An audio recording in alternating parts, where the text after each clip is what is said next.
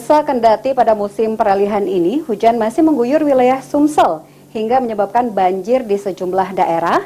Akan tetapi persiapan dalam penanganan karhutla terus dilakukan berbagai pihak, diantaranya dengan pengajuan status siaga darurat.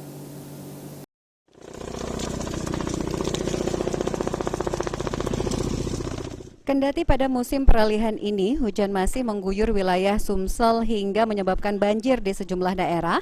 Akan tetapi persiapan dalam penanganan karhutla terus dilakukan berbagai pihak, terutama yang memiliki potensi tinggi seperti Kabupaten Banyuasin.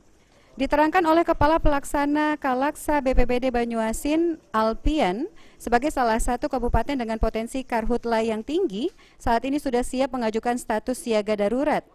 Selain itu, sinergi dengan Polres dan Kodim kini sudah dilakukan untuk memaksimalkan penanganan karhutla di 21 kecamatan. 8 posko sudah disiapkan dengan per posko diisi oleh 12 personel yang terdiri dari TNI, Polri, masyarakat, dan tim BPBD. Dengan semua persiapan yang dilakukan, kini tinggal menunggu status bulan kemarau yang terjadi pada bulan 5 dan 6 tahun 2023 ini. Sudah dalam proses penentuan Pak Bupati, kita sudah siap sesuai dengan instruksi.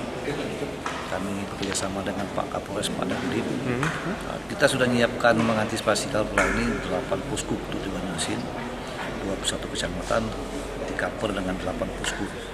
Setiap posko itu kita 12 orang yang terdiri dari TNI, Polri, dan masyarakat BPBD dan tim TRC dari BPBD sendiri.